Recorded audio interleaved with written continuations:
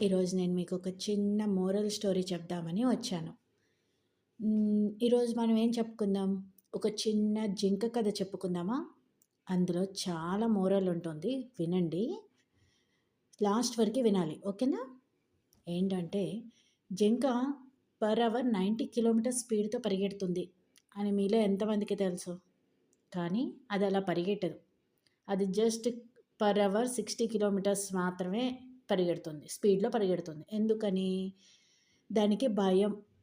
ఎప్ ఎక్కడ పులి వచ్చేస్తుందో, ఎక్కడ దాన్ని పట్టుకొని తినేస్తుందో అనే భయం అనమాట.